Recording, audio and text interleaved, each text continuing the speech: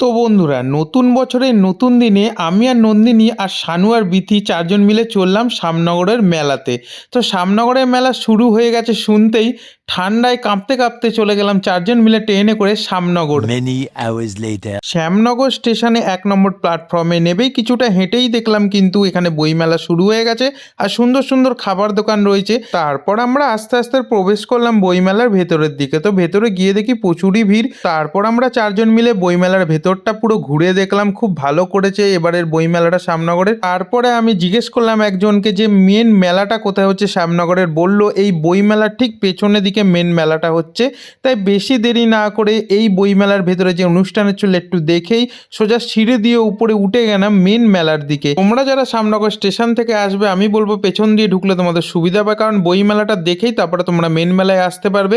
তোমরা আস্তে আস্তে মেন মেলায় প্রবেশ করলাম, ভেতরে গিয়ে দেখি প্রচুর ভিড়। এই মেলায় কিন্তু আমি ছোট্টবেলা থেকে আসি। আমি যখন একদম ছোট্ট ছিলাম মা বাবার সঙ্গে এই মেলায় আসতাম। এই মেলায় আমার অনেক স্মৃতি জড়িয়ে আছে, সত্যি খুব ভালো লাগে এই মেলায় আসতে। তারপরে সামনে দেখলাম একজন কাকিমা এখানে ছোলা মাখা বিক্রি করছে, তাই আমিও অর্ডার দিয়ে দিলাম 4টে ছোলা মাখা। তো আমরা চারজন মিলে খেলাম, সত্যি খুব ভালো মেখেছিল। আর পাশেই রয়েছে মায়ের মন্দির, শ্যামনগরের কালীবাড়ি। তো তারপর আমরা আস্তে আস্তে মেলার ভেতরের দিকে প্রবেশ করলাম। কেনাকাটি কি করব বুঝতে পারছিলাম না। তারপর আমি বললাম যে তোরা ওদিকটায় যা, আমি এদিকটায় যাই। তো অসংখ্য জিনিস রয়েছে, হরেক মাল 20 টাকা থেকে শুরু করে হরেক মাল 30 টাকা। আমাদের একটাই কথা বলবো যে এই শীতে কিন্তু এই মেলাতে অবশ্যই এসে একবার অন্তত ঘুরে যাও। এই মেলাটা সত্যি খুব সুন্দর লাগে ঘুরতে।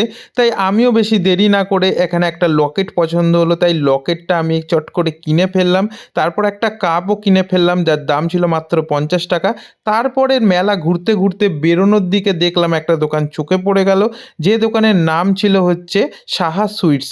তো এখানে আমরা যেটা খেতে ঢুকেছিলাম এখানে হচ্ছে ঢাকাই কচুরি, তার দাম ছিল পার পিস 50 টাকা। আর এখানে ল্যাংচাগুলো দেখো কত বড় বড়। আমি যখন দাদাকে জিজ্ঞেস করলাম বললো পার পিস 20 টাকা। তো আমি ভাবলাম যে না, দুটোই একবার টেস্ট করা যাক। ঢাকাই কচুরি সত্যি কোনোদিনও খাইনি, মেলায় ছোটোবেলা থেকে দেখেই যাই আর ভাবি যে কবে খাবো, তাই অর্ডার দিয়ে দিলাম ঢাকাই কচুরি। সবাই মিলেই খেলাম, এতটাই খাস্তা মানে মচমচে, যেন ভাঙতেই গুড়িয়ে যাচ্ছে। তারপর ল্যাংচা ট্যাংচা খেয়ে সোজা বেরিয়ে পড়লাম বাড়ির দিকে, কারণ রাতটা অনেকটাই হয়েছিল। আর বেশি কথা না বাড়িয়ে সোজা চলে গেলাম স্টেশনের দিকে। স্টেশনে তোমাদের একটুখানি দেখিয়ে দিই সেই ভাইরাল পরোটা, যেটা ছোটোবেলা থেকেই দেখে আসছি, এখানে প্রচুর নাম করা। তাই ব্লগটা আর বেশি বড় করলাম না, ব্লগটা ছিল আজকে এইটুখানি। তো আবার দেখা হবে, তো বাই বন্ধুরা।